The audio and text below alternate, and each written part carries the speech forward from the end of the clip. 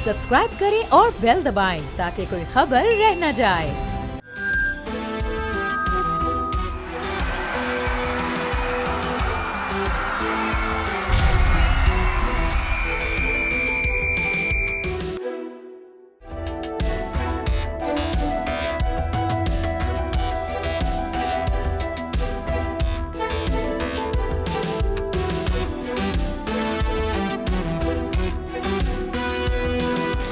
Programme बोल जमूर के साथ मैं हूं खुर्रम गुलजार।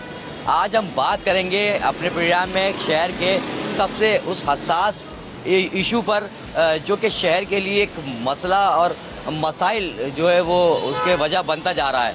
वो है शहर में कायम तजावुज़ात। शहर की कोई भी बड़ी शारा ले लें आप, वहाँ तजावुज़ात जो है उसकी भरमार है, जिसकी वजह से पैदल चलने वाले शहरियों के साथ साथ जो सड़कों से गुजरने वाली गाड़ियाँ हैं उनको भी शदीद मुश्किलात पेश आती हैं। यही तजावुज़ात शहर में ट्रैफिक जाम की वजह भी बनते हैं। तो मुख्तलिफ हमने औकात में देखा कि टाउन इंतज़ामिया हो, KMC हो, इनकी जानिब से जो है वो वक्तन फ़वक्तन शहर में तजावुज़ात के ख़िलाफ़ ऑपरेशन तो किया जाता है, लेकिन उस ऑपरेशन का नतीजा ये निकलता है कि कुछ ही घंटों बाद या कुछ ही देर के बाद हम ये देखते हैं कि जब टीमें अपना ऑपरेशन करने के बाद वापस अपने दफातर की जानिब चली जाती हैं तो तजावुज़ात दोबारा से कायम हो जाते हैं। तो शहर में ये सिलसिला चलता आ रहा है।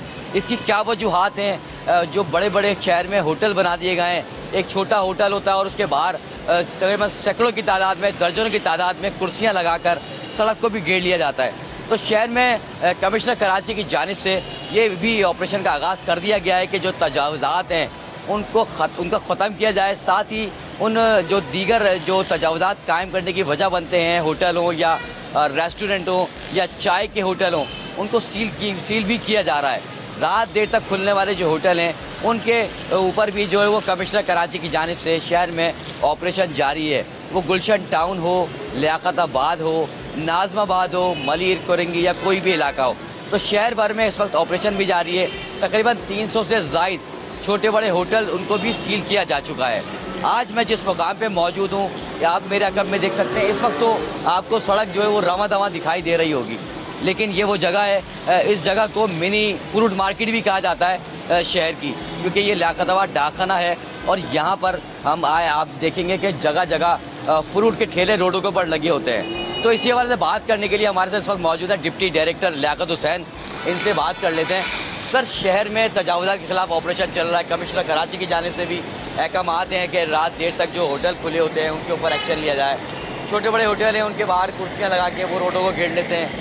सड़कों पे हम देखते हैं कि ठेले, फ्रूट वाले, दीगर पतारे लगने की वजह से शहर का इंफ्रास्ट्रक्चर तो तबाह होता ही है, लेकिन साथ साथ हम ये देखते हैं कि वो पैदल चलने वालों के लिए भी और ट्रैफिक के लिए भी बड़ा मसला जो है वो बनते जा रहे हैं। तो आपकी जानिब से ऑपरेशन किया जाता है, लेकिन देखने में ये आता है कि वो दोबारा से कायम हो जाते हैं। क्या कहते हैं इसके ऊपर आप? देखिए सर, हम अपनी जानिब पूरी कोशिश करते हैं। हम रैंडमली नहीं, डेली बेसिस पर जो है ना हमारे ऑपरेशन होता है, और जिसकी वजह से अभी आप इस वक्त लियाकताबाद डाकखाना चौरंगी पे खड़े हुए। बात खाली इतनी सी है कि ये लोग दोबारा वापस आते हैं, हम इन्हें दोबारा हटाते हैं, ये दोबारा वापस आते हैं, हम इन्हें दोबारा हटाते हैं। असिस्टेंट कमिश्नर साहिबा रोज़ाना की बुनियाद पर जो है दुकानें सील कर रही हैं, खाली इसी वजह से, तजावुज़ात की वजह से। चेयरमैन साहब सुबह के 3 बजे भी कोई ऑपरेशन हमें करना होता है, 2 बजे भी हमें करना होता है, कोई चीज़ होती है, वो हमारे साथ लाइन अप होते हैं। सारा काम, सारी मशीनरी, सारी चीज़ें देना है वो चेयरमैन साहब ने अपने ज़िम्मे ली हुई है।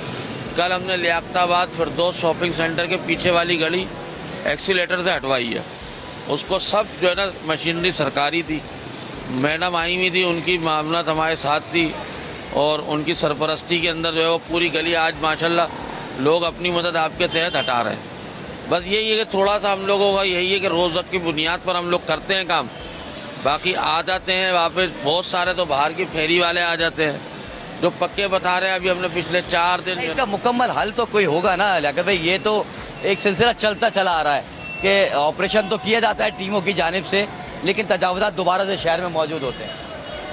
सर, इसका जो मुकम्मल हल जो है ना वो तो यही है कि इनको कोई सब्स्टिट्यूट जगह दी जाए, या फिर ये कि इनको जो है ना मतलब कोई ना कोई दूसरा नेमुल बदल दिया जाए, वरना ये भी जो है ना दोबारा आ जाते हैं। हम आते हैं हटा देते हैं। हम एक ही जगह पे एक दिन में 4-4 दफ़ा भी हमारे पास मूवीज़ की शक्ल में एविडेंस है कि जो हमने करे हैं ऑपरेशन।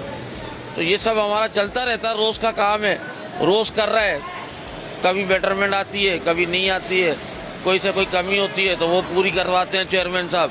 फिर वो खुद भी जो है ना इस चीज़ को बहुत ज़्यादा कि भाई मैं सारे काम कर लूँ, और अगर इंक्रूजमेंट नहीं हटती है तो ये टाउन का जो है ना वो हुस्न बेकार है। जगहें ख़त्म हो गई हैं टाउन के अंदर, या स्टोर जो बनाए गए उन जगहों पर बिल्कुल भी गुंजाइश ख़त्म हो चुकी है, क्योंकि शहर से जो तजावुज़ात के ख़िलाफ़ ऑपरेशन चल रहा है उसमें मुतअद्दिद जो चीज़ें ज़ब्त की जा रही हैं वो उनको वहाँ रखा जाता है, जिसके बाद अब जगह ख़त्म होती जा रही है। पावर हाउस न्यू कराची की जानिब एक स्टोर मज़ीद है जो DC सेंट्रल की जानिब से बनाया गया है, वहाँ भी सामान रखने की जो गुंजाइश है वो कम पड़ती जा रही है। शहर में बहुत बड़ी तादाद में तजावुज़ात कायम है। इस शहर की चौरंगी की चारों तरफ की बात करें तो पूरे इस चौरंगी के ऊपर हम ये देखते हैं कि यहाँ पर ठेले पथारे लगे होते हैं और ट्रैफिक की रवानी मुतासिर होती है। मज़ीद आगे की जानिब चलते हैं और भी लोगों से गुफ्तगू करेंगे, कुछ सरकारी लोगों से भी बात करने की कोशिश करेंगे ताकि इस मसले का कोई भी एक रास्ता नज़र आए कि तजावुज़ात से किस तरह से छुटकारा मिल सके शहरियों को।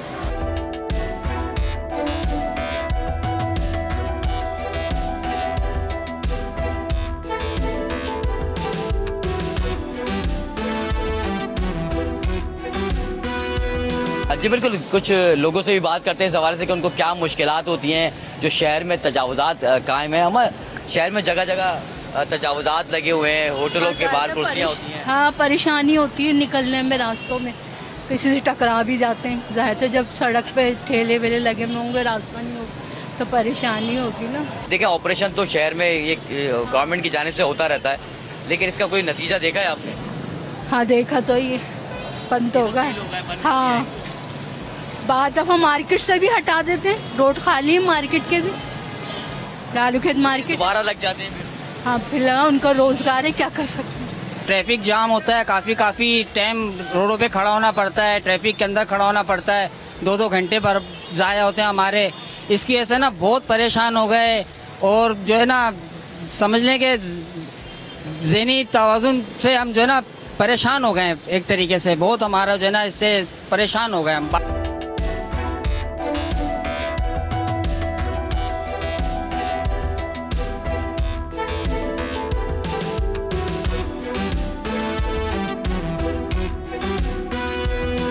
अब हम पहुंच चुके हैं सदर के इलाके में, और आपने देखा ही होगा कि सदर के इलाके में जगह जगह ठेले पथारे, मेरे रकम में भी देख सकते हैं हम, रोडों पे लगने वाले ये पथारे हैं जिसकी वजह से ट्रैफिक की रवानी मुतासिर होती है। शहरियों को भी पैदल चलने में मुझे दुश्वारी का सामना करना पड़ता है। यही वजूहात हैं जिसको मद्देनजर रखते हुए कमिश्नर कराची की जानिब से भी अहकाम दिए गए, और शहर में जो KMC और DNC का अमला है वो भी मुख्तलिफ शाहराहों पे और अपने अपने इलाकों में जहाँ जहाँ ग्रीन बेल्ट और फुटपाथों पर और सड़कों पर और शाहराहों पर कब्जा है वहाँ पर मुख्तलिफ अवकात में ऑपरेशन भी किया जा रहा है। साथ रही बात कि जो शहर में कमिश्नर कराची की खुसूसी हिदायत पे जो होटलों के ऊपर, रेस्टोरेंट्स पे और जो चाय खाने हैं इनके ऊपर जो ऑपरेशन हो रहा है, जो कि फुटपाथ पर कुर्सियाँ लगा के बैठ जाते हैं, उनके ऊपर भी जो है वो ऑपरेशन जारी है। एक यूनियन बन चुकी है और उस यूनियन ने कुछ रोज़ पहले कराची प्रेस क्लब के बाहर एहतजाज भी किया था, जिसमें ये उनका मुतालबा था कि उनको कारोबार करने से ना रोका जाए। तो इस हवाले से एक होटल मालिक हमारे साथ मौजूद है, इनसे बात कर लेते हैं। सर, शहर में ऑपरेशन चल रहा है जगह जगह तजावुज़ात के ऊपर, और ग्रीन बेल्ट पे कुर्सियाँ होटल वाले बाहर रख लेते हैं, उसको सील भी किया जा रहा है। तकरीबन 300 के करीब हमने देखा कि शहर भर में होटलों को सील किया गया, जिसमें चाय के होटल भी थे, कुछ खाने पीने के होटल हैं, रेस्टोरेंट्स हैं, कैफ़ेज़ हैं। आपका क्या मौक़िफ़ है? क्या ये 12 बजे का जो टाइम दिया गया है इसके ऊपर कि नहीं करेंगे तो सील कर दिया जाएगा? नहीं, 12 बजे का मौक़िफ़ जो है ना वो तो रात की होटलें जो है ना वो चलती 12 बजे के बाद है, कारोबार 12 बजे के बाद ही होती है, ठीक है ना। बाकी ये बात के ग्रीन बेल्ट है और कुर्सियाँ बाहर जो फुटपाथ पे कुर्सियाँ लगाई गई है, ठीक है ना, ये तो देखो कराची में, पूरे कराची में आप देखो इंक्रोचमेंट के हवाले से अगर पूरे कराची में आप देखें तो खाली होटल वालों की नहीं है कुर्सियाँ।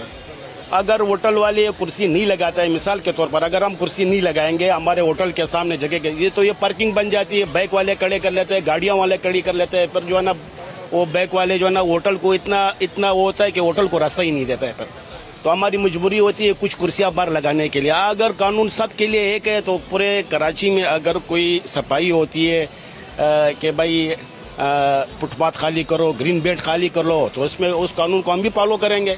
हम भी कुर्सियां बाहर नहीं लगाएंगे। लेकिन अगर कराची में, पूरे कराची में अगर मतलब ये कि एक जगह पे जो है ना वो, अब जैसे बंस रोड आप ले लें, आप बंस रोड में आप रात को जाके देख ले कि पैर रखने की जगह नहीं होती है, ठीक है, गाड़ी मतलब ये कि यहाँ भी यही होता है ना। यहाँ पे अगर ये दुकानदार अभी कुर्सी नहीं लगा रहे, मतलब जिस दुकानदारों ने कुर्सियाँ नहीं लगाई उस दुकानदारों में आप जाके देख ले, बैक वाले, गाड़ी वाले इतना रास्ता जाम कर देते हैं ना कि वहाँ पे जो ना दुकान में जाने के लिए रास्ता ही नहीं होता है। तो इस वजह से जो है ना हम जो थोड़े बहुत अगर कुर्सी लगाता है, फिर तो हम तो हुकूमत के टैक्स पेयर है, बिजली के मद में आप ले लो, गैस के मद में आप ले लो, जो भी जिस मद में भी आप ले लो, हम हुकूमत को टैक्स देते हैं। यहाँ पुराने लोग हैं, कारोबार करते हैं, कारोबारी लोग हैं, न कोई इस तरह की मतलब सालों साल से चला आ रहा है ये चीज़ ना। ये भी देखने में आया कि आपकी जो एसोसिएशन बनी है उनकी जानिब से ये भी बात सामने आई कि रात 12 बजे होटल बंद कर दिए जाएंगे ताकि जो सड़कों पे, जो चौराहों पे जो तजावुज़ात होते हैं, कुर्सियाँ लगा दी जाती हैं, उसका भी खात्मा हो जाएगा। ये किसकी तरफ से ऐसा है कि बंद करेंगे 12 बजे आप होटल? नहीं, बंद तो होटल 12, हमारा कारोबार तो रात को 12 बजे के बाद ही तकरीबन जो है ना लोग आते हैं 6 में। फिर 12 बजे के बाद शहर में इंक्रोचमेंट के हवाले से मुझे नहीं लगता है कि 12 बजे के बाद ट्रैफिक भी कम हो जाती है, लोग भी घरों पे चले जाते हैं। हाँ, ये कि जो ग्रीन बेल्ट है, जो ज्यादा तजावुज है, वो उसके हम भी मुखालिफ है। ऐसे नहीं कि हम कह रहे कि भाई रोडों पे कुर्सियाँ लगा के बैठे। बाकी 12 बजे की कमिश्नर कराची का ये कहना है कि हमारी तरफ से कोई ऐसी बात नहीं हुई है 12 बजे की, ये लोगों की अफवाह है, ये कोई ऐसी बात। या ग्रीन बेल्ट के बारे में और तजावुज़ात के बारे में, जो कुर्सियाँ बाहर लगती है ना, इसके बारे में उसने कहा है कि भाई कुछ होटलें भी सील की है, तो लगा हुआ है, हमारा यूनियन वाले भी लगे हुए हैं, बात कर रहे हो, कमिश्नर के साथ बात हो सकता है, अल्लाह मालिक के इंशाल्लाह 2-3 दिन में मामला सेट हो जाए। बिल्कुल, आपने गुफ्तगू सुनी। शहर में हमने मुख्तलिफ जगहों दिखाई, आपको जगहें दिखाई जहाँ पर शाहराहों पे कब्जा है। शहर की बड़ी बड़ी शाहराहों की बात कर लें, सदर है, उसके अलावा जो है वो जामा किलात के इलाके हैं, खारा दर है, बोल्टन मार्केट है, साथ ही बंस रोड है, इसी तरह लियाकत आबाद है जो बड़ी एक गुंजान मार्केट है, फ्रूट मार्केट भी वहाँ लगाई जाती है जो कि रोड पर ही लगती है। इस हवाले को, इसको लेकर, इस मामले को लेकर कमिश्नर कराची ने मुख्तलिफ और जो है ना वो ऑपरेशन जारी हैं शहर भर के अंदर। गुलशन इकबाल में बड़े ऑपरेशन जारी हैं, बड़ी बड़ी जो होटल्स हैं, कारोबारी जगहें हैं, जो खाने पीने के होटल हैं, उनको सील भी किया जा चुका है। और साथ ही आपने कुछ शहरियों की गुफ्तगू भी सुनी, सरकारी मौक़िफ़ भी सामने आया जो कि टाउन चेयरमैन से हमारी बात हुई। उसके साथ ही आपने होटल मालिक का भी एक मौक़िफ़ सुन लिया कि उनका कहना ये है कि फिर इस तरह की सूरत हाल पेश आ जाती है कि वो अपना कारोबार नहीं कर पाते हैं गाड़ियों की पार्किंग की वजह से। तो ये सारी सूरत हाल शहर में है, लेकिन जो तजावुज़ात हैं वो तजावुज़ात ही हैं। शहर में कमिश्नर कराची की जानिब से ये ऑपरेशन कहा जा रहा है कि कंटिन्यूसली जारी रहेगा जब तक ये मुकम्मल तौर पर शहर में जो कायम तजावुज़ात हैं उसको खात्मा ना किया जा सके।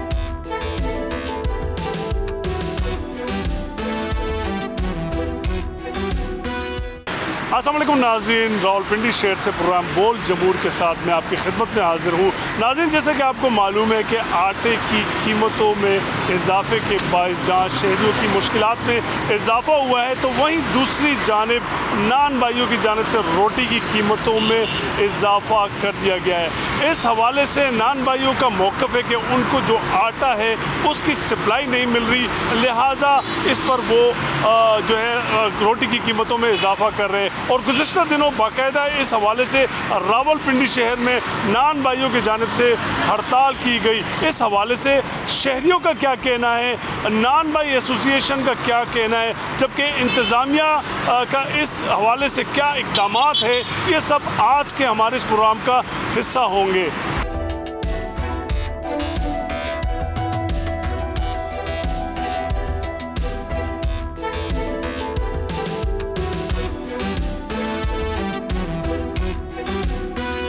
हमारे साथ मौजूद है इस वक्त नान भाई एसोसिएशन के सदर हाजी शफीकुर रहमान साहब। हम उनसे बात करते हैं और उनसे जानते हैं कि आखिर प्रॉब्लम क्या है।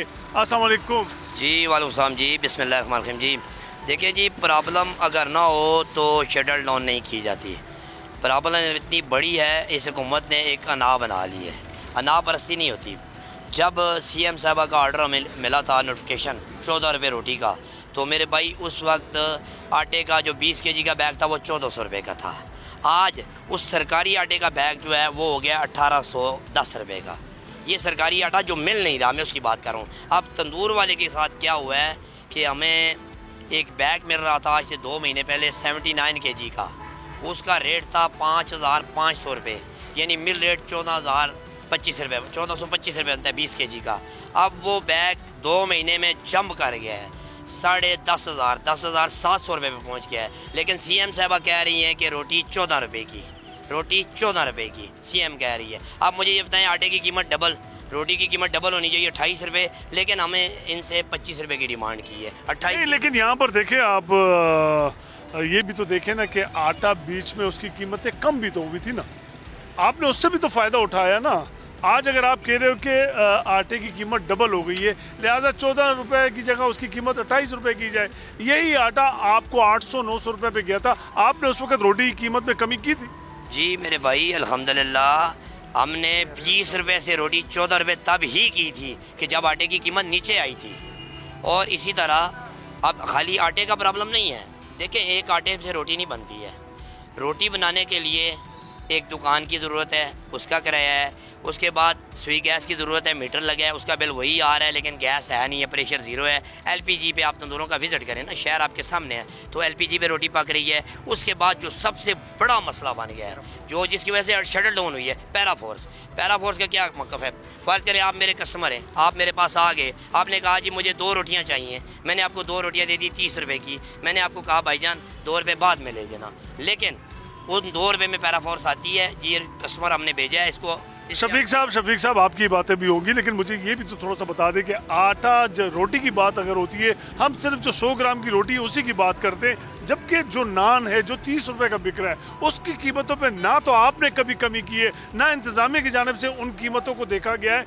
और जैसे कि सुबह में मॉर्निंग में पराठे बिकते हैं जो 50 रुपए से 60 रुपए का हो गया, क्या वो आटे से नहीं बनते? आपका सारा फोकस उसी पतीली रोटी पे होता है और इंतजामिया का भी सारा मौक़िफ़ उस 14 रुपए वाली रोटी पे होता है, जो कि मेरे ख्याल में मुश्किल से 20 से 30% बिकती होगी, बाकी 70% जो है वो नान बिकता है। मैं इसी तरफ आ रहा हूँ ना जी, मेरी बात तो पूरी होने दें कि 14 रुपये की रोटी है, आटा डबल हो गया। जो आपने बात की कि जी नान वगैरह, बिल्कुल नान वगैरह है, जब से रोटी 14 रुपये की हुई है हर कस्टमर आ रहा है हमें रोटी दे दें। आप मीडिया वाले खड़े हों मौके पे, तंदूर पे खड़े होकर वीडियो बनाएं कि रोटी कितनी बिक रही है और नान कितना बिक रहा है। मैं ग्राउंड की बात कर रहा हूँ, मैं हुकूमत का और इंतजामिया का पेपर वर्क नहीं बयान कर रहा हूँ, मैं आपसे प्रैक्टिकल बयान कर रहा हूँ, जो साबित होगा कि जो कस्टमर आता है 150 रुपये हाथ में होते हैं, कहते हैं 10 रोटी दे दो। सुबह 7 बजे से कस्टमर पतील मांगना शुरू होता है, हालांकि रोटी का काम शुरू होता है 12 बजे के बाद।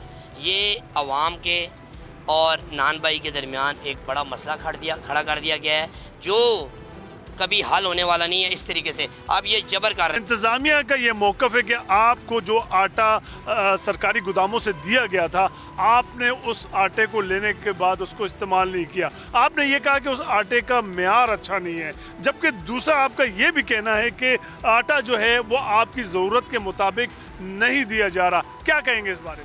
जी, जो आपने आटे की बात की और इंतज़ामिया की बात की, इंतज़ामिया ने मेरे अपने ऑफिस में बुलाकर ADC साहब जो हैं हमारे, उन्होंने ऑफिस में बुलाया, हमें कहा जी हम आपको वाफर मकदार में आटा देंगे। हमने कहा जी हाज़िर हैं। एक माहिदा हुआ कि नान भाई 14 रुपये की रोटी बेचेगा, इंतज़ामिया इसको आटा प्रोवाइड करेगी। उसके लिए हमने एक तरतीब बनाई। तरतीब ये बनाई कि जिस तरह मिल ऑनर आटा देता है डीलर को, डीलर आता देता है तंदूरों पे जाके, ये हमारा एग्रीमेंट हो गया। उसमें इनको हमने करीब कोई 170-160 डीलर के नाम दिए। जो तंदूर वाला जिस डीलर से आटा उठाता है, हमने तंदूर वालों को बोला कि अपने डीलर का नाम नंबर भेज दें। इनको दे दिया, लिस्टें मेरे पास पड़ी हैं, मैं आपको प्रोवाइड करूँगा। उन लिस्टों, उन डीलरों से आप पूछें कि आपको आटा मिला, जिस तरह इंतजामिया ने हमारे साथ तय किया कोई आटा नहीं मिला। अच्छा चले, हड़ताल के हवाले से बताएं कि हड़ताल में, जैसे कि रावलपिंडी शहर में जो हड़ताल है, ये भी देखा गया कि कुछ नान भाई जो है उन्होंने अपनी दुकानें खोली, क्या वजह है? दूसरा ये बताएं कि इंतजामिया की जानिब से क्या आपको वाकई धमकियाँ दी गई है, ये भी बताएं। जी भाई, आप धमकी की बात कहते हैं, मैं आपको प्रूफ दूंगा। मेरे पास एसी साहबान की रिकॉर्डिंग है, पैरा फोर्स के लोगों की वीडियो है, रिकॉर्डिंग है हमारे पास मौजूद है। मैं भी आपको देता हूँ कि वो ये कह रहे हैं कि तंदूर खोलो वरना 1 महीने के लिए सील हो जाएगा, आप पे FIR हो जाएगी। नहीं तो जब आपको धमकियां मिली, धमकियों वाली कॉल्स आपको मिली, तो आपको जाना चाहिए था ना, आपको इसके खिलाफ कार्रवाई करनी चाहिए थी कानूनी तौर पर जो भी है। किधर जाएं, किसके पास जाएं? कानून हमारे पीछे पड़ा है। हमारे सदर सेक्रेटरी को छोड़ दें, जो हमारे वार्ड नुमाइंदे हैं, जो हमारे तंदूर वाले हैं, उनके पीछे उनके घरों में जा रहे हैं, छापे मार रहे हैं। हमारे प्रॉपर्टी मालकान की तरफ ये पहुंच गए कि इनसे तंदूर खाली करवाएं या इनको बोलें ये रोटी बेचें। ओ भाई, रोटी बेचें, हम कुछ सियासी पार्टी नहीं है, हमारी रोटी रोजी का मसला है, हम तंदूर वाले हैं, हम सियासत नहीं कर रहे। तंदूर ननबाई ने खुद बंद किया है। किसी जगह पे आप इधर मेरे साथ जाएं, जितने तंदूर बंद हैं, मैं सब मालकान को बुलाता हूँ, उनसे पूछें आपने बंद किया या तंजीम ने बंद कराया? जब एक दुकान पे डेली 7-8 हज़ार रुपये का लॉस होगा, वो कौन चला पाएगा? 2 महीने में मेरा हर तंदूर वाला 3 से 4 लाख रुपया लॉस में जा रहा है। इसलिए हमने 2 महीने तक इंतजामिया को, हुकूमत को टाइम दिए रखा, टेबल टॉक होता रहा। ये अच्छा ये बताएं भी आप कुरैशी साहब के, अगर आपके मुतालबात पूरे नहीं होते तो क्या करेंगे? हड़ताल का जो दायरा कार है ये भी बढ़ेगा, किस तरीके से फिर इसको आप देखेंगे? मुझे सर जी अल्हम्दुलिल्लाह आज अटक से लेकर जेलम तक तमाम तंजीमें ऐलान कर रही हैं कि तंदूर बंद हो रहे हैं जी। फिर कल से पंजाब से ऐलान आएगा कि जेलम से लेकर राजनपुर तक तमाम शहर बंद होंगे। ठीक है जी, बहुत शुक्रिया। हमारे साथ कुरैशी साहब हमारे साथ मौजूद थे। शफीक कुरैशी साहब सदर है नान भाई एसोसिएशन रावलपिंडी के, उनका मौक़िफ़ हमने जाना। मज़ीद हम जाएंगे इंतज़ामिया के पास और उनसे जानेंगे कि आया जो मुआहदा हुआ था उन पर उन्होंने अमल दरामद किया है या नहीं।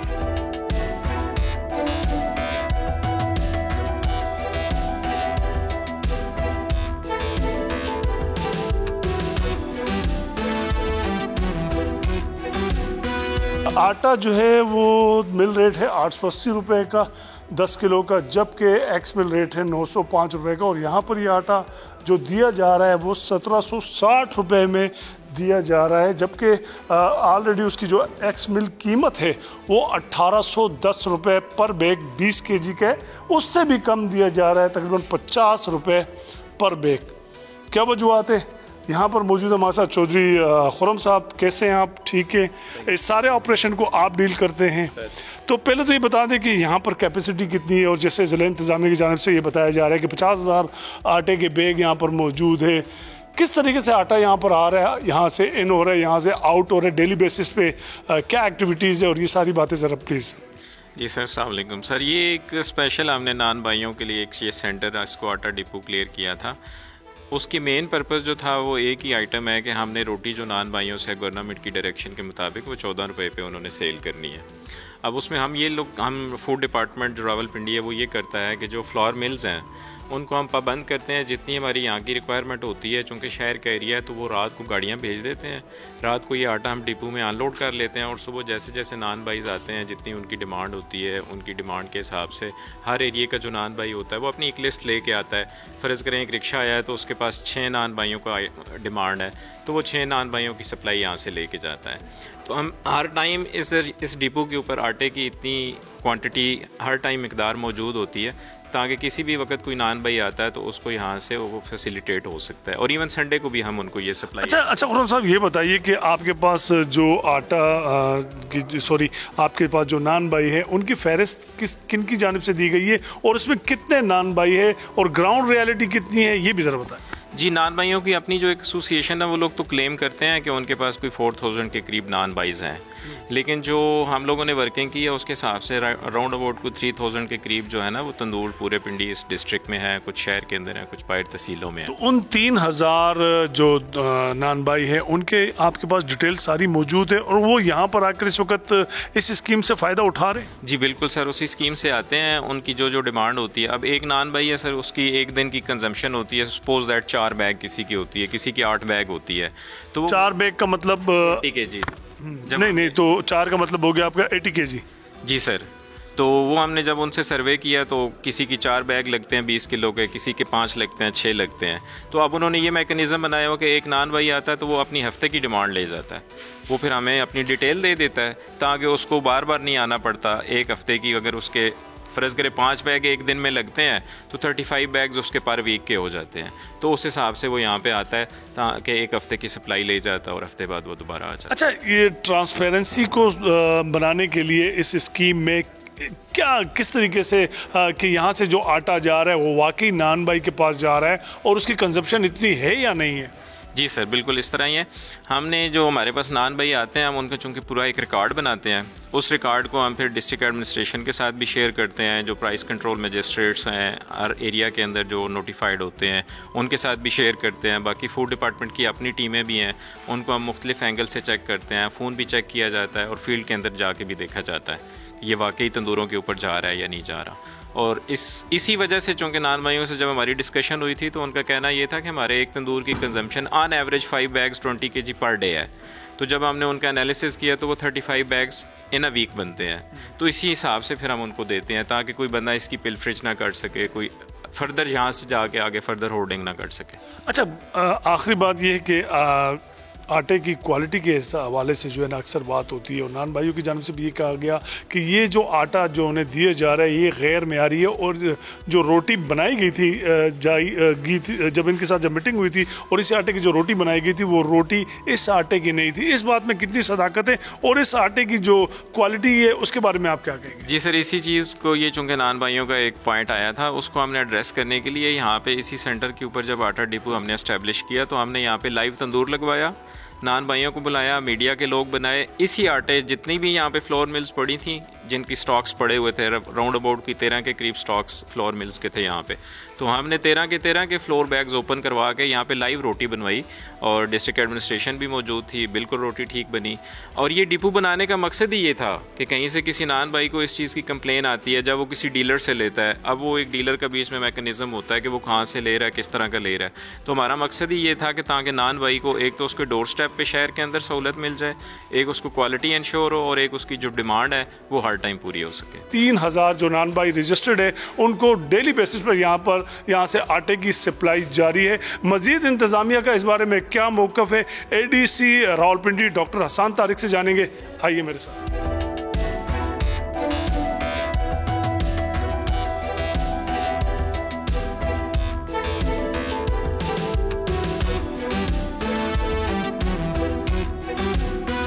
तो नाज़रीन, नान भाई एसोसिएशन का क्या कहना था इस बारे में, वो मौक़िफ़ उनका जो है वो उन्होंने हम आपके सामने रखा। मज़ीद इंतज़ामिया का इस बारे में क्या लाए अमल है, इंतज़ामिया के साथ उनकी क्या टर्म्स और कंडीशन तय हुए थे, कौन से ऐसे मामला थे और मज़ीद इसके हवाले से क्या होने जा रहा है, हम ये सब जानेंगे। हमारे साथ मौजूद है रावलपिंडी के ADC डॉक्टर हसन तारिक साहब, जो इस पूरे मामला को देखते हुए आ रहे थे और जो ये नान भाइयों के साथ जो मामला तय हुए थे ये सब के सब की जो निगरानी है ये भी डॉक्टर साहब कर रहे थे। डॉक्टर साहब अस्सलाम वालेकुम। जी वालेकुम। अच्छा सर, रावलपिंडी में ओवरऑल तो खैर पंजाब समेत पूरे पाकिस्तान में आटा जो है उसकी कीमतों में इजाफा हो गया है और जहां शहरियों को महंगा आटे की वजह से परेशानी का सामना करना पड़ रहा है, तो दूसरी जानिब तंदूर वाले जो है नान भाइयों ने रोटी की कीमतों में इजाफा कर दिया है। इसी हवाले से आप लोग ज़िला इंतज़ामिया की जानिब से आप रिप्रेजेंट कर रहे थे और आपने नान भाइयों के साथ बैठ के एक लाया अमल तय किया। पहले तो बता दें कि वो लाया अमल क्या था, कौन सी ऐसी स्ट्रेटजी थी जिसके तहत आटा जो है वो प्रोवाइड करना था और उसके बावजूद नान भाइयों की जानिब से जो हड़ताल की गई वो क्यों की गई और मज़ीद आगे क्या करने जा रहे हैं? जी बहुत शुक्रिया जी। अच्छा देखें कि सबसे पहले तो जो नान भाइयों को हमने क्वालिटी और क्वांटिटी आटे की ये इंश्योर की, हमने एक प्रॉपर गोदाम जो गंदम का गोदाम है उसको डेजिग्नेट किया जहाँ पे कम से कम 20,000 तक आटे का थैला जो है क्वालिटी आटा वो वहाँ पे दस्तयाब है और उनको होलसेल रेट पे जो एक्स मिल रेट है वहाँ पे उनको दस्तयाब किया जा रहा है। ये आटा जो है उनके लिए मौजूद है और क्वालिटी को इंश्योर करने के लिए भी जो है वो हमने इवन फूड अथॉरिटी को इंगेज किया, हमने फूड डिपार्टमेंट के थ्रू सैंपल्स किए और आटे की क्वालिटी को भी हमने थ्रू आउट इंश्योर किया है। और जो इनकी ये दोनों डिमांड्स थी जो कि बिल्कुल जायज़ चीज़ें थी और इस मॉडल को जो हमारा रावलपिंडी का मॉडल है इसको बाकी पंजाब में भी इसको रेप्लिकेट किया गया। एक तरफ तो ये, दूसरा हमने 150 के करीब जो है वो फेयर प्राइस शॉप्स बनाई मुख्तलिफ जगहों पे, जहाँ पे अभी तक हम कम से कम 3000 मैट्रिक टन तक आटा जो है वो 10 किलो और 20 किलो के थैलों की शक्ल में हम दस्तयाब कर चुके हुए हैं। तीसरे नंबर पे जो उनके नान भाइयों के जो उनके डीलर्स थे, उनको हमने मिलों के साथ डायरेक्टली लिंक किया। तो 3 तरह से बेसिकली हमने उनकी सप्लाई लाइन को इंश्योर किया है। क्वालिटी को इंश्योर करने के लिए फूड अथॉरिटी और डिस्ट्रिक्ट फूड कंट्रोलर जो है वो हमा वक्त जो है वो मौजूद हैं, सैंपल कलेक्ट करते हैं, और अभी तक हमें किसी सैंपल से ये शिकायत नहीं आई कि आटे की क्वालिटी ख़राब है। ना ही नान भाइयों की तरफ से हमें इस तरह की कोई शिकायत मौसूल हुई। इसमें यह बात मैं ख़ास तौर पे इसका जिक्र करना चाहूँगा कि देखें, ये जो अभी जो प्रोटेस्ट की कॉल की हुई है, वो नान भाइयों में से भी एक जो है वो एक हल्का है। मेजॉरिटी नान भाई जो हैं वो अभी भी हमारी सप्लाईज़ पे और हम जो क्वालिटी की अश्योरेंस हमने इंश्योर किया हुआ है उस पर मुतमईन है, और उन्होंने तंदूरों को ओपन रखा हुआ है और लोगों को 14 रुपये रोटी जो है ना वो दस्तयाब है रावलपिंडी की मार्केट में। लेकिन एक छोटा सा हल्का है जो इसको एक्सप्लॉइट करना चाह रहा है, और जिन्होंने सप्लाई और क्वालिटी इंश्योर करने के बावजूद भी जो है वो उन्होंने प्रोटेस्ट की कॉल दी है, उस पर डेफिनेटली कानून के मुताबिक जो है वो। अच्छा सर, ये जो आपने एक क्राइटेरिया बनाया होगा कि फी तंदूर वाले को कितना आटा मिलेगा, और कोई आपके पास नंबर्स और फिगर्स वगैरह है कि अब तक सरकारी रेटों पे कितने नान भाइयों को आटा दिया जा चुका है? देखिए, हमारे पास जो गंदम गोदाम है जहाँ पे हमने 20,000 आटे की थैले हमने हमा वक्त मुयस्सर किए हुए हैं, वहाँ पे नान भाई आते हैं, वो उनके बाजुकात उनके डीलर्स भी आते हैं, और उनको जितना भी आटा दस्तयाब रिक्वायरमेंट उनकी जितनी भी होती है वो उनको सप्लाई की जाती है। तो इसमें किसी किस्म का सप्लाई लेवल पे कोई ना कहीं पे शॉर्टेज है, हमने उनको फैसिलिटेट किया है, in fact out of the way जाके फैसिलिटेट किया है। और जैसा मैंने पहले बताया कि इस मॉडल को पंजाब भर में अप्रिशिएट भी किया गया, और इसको मुख्तलिफ ज़िलों में भी जो है ना वो रेप्लिकेट भी किया जा रहा है। अच्छा सर, आखिर में ये भी बता दें कि नान भाई एसोसिएशन के जो सदर हैं उनकी जानिब से पिछले दिनों सोशल मीडिया पर एक मैसेज आता है कि उनको कॉल्स आती है, और जो कि ज़िला इंतज़ामिया के इन्फोर्समेंट ऑफिसर्स की जानिब से धमकी आमेज़ कॉलें वगैरह आ रही है, और बाकायदा वो जो ऑडियो कॉल है वो लीक भी हुई है। उसके बारे में कोई तहकीकात हुई है ज़िला इंतज़ामिया की जानिब से? जी देखें, आजकल के दौर में फ़ेक कॉल कर लेना या फ़ेक कॉल का वॉइस नोट बना के भेज देना वो काफ़ी आम है। तो बहरहाल हम इस पे तमाम ज़ावियों से इस पे जो है ना वो तहकीकात कर रहे हैं, और जहाँ तक अभी तक की मेरे पास इंफॉर्मेशन है, इस तरह की कोई भी कॉल जो है किसी भी इंतज़ामी ऑफिस से किसी भी ना ऑफिसर ने ना ऑफिशियल ने किसी ने की है। बहरहाल इसको हम इन डिटेल इंशाल्लाह देख रहे हैं, और इसमें अगर कोई ज़िम्मेदार पाया जाता है दोनों तरफ से, जिसने फेक कॉल बनाई है या अगर कोई, तो उस पर हम कार्रवाई करेंगे। इंतज़ामिया का मौक़िफ़ हमने आपके सामने रखा, और आपने देखा कि किस तरीके से इंतज़ामिया चाहती है कि आवाम को सस्ती रोटी की फरहमी के लिए हर मुमकिन कोशिश की जाए, चाहे वो सस्ते आटे की सूरत में हो या फिर क्वालिटी फूड की सूरत में हो। ये तमाम चीज़ों को बावर कराया जा रहा है, ना सिर्फ बावर कराया जा रहा है बल्कि जो चंद नान भाइयों की जानिब से हड़ताल की कोशिश की जा रही है, उसके सदबाब को रोकने के लिए भी इंतज़ामिया की जानिब से ये वाज़ेह पैगाम दे दिया क्या आगे कि जब तमाम तर मामला तय हो चुके और सस्ता आटा दिया जा रहा है, तो इंतज़ामिया किसी भी सूरत में जो नान भाइयों की जानिब से जो धमकियां दी जा रही है और ब्लैकमेलिंग की कोशिश की जा रही है उसमें नहीं आएंगे। और नान भाइयों को भी चाहिए कि वो जब तमाम तर जो बातचीत है वो तय हो चुकी है और उनको सस्ता आटा मिल रहा है, तो वो सरकार के मुकर्रर करदा कीमतों पर आवाम को रोटी मुहैया करे। इसी के साथ मैं इसरार खान आपसे इजाज़त चाहूँगा।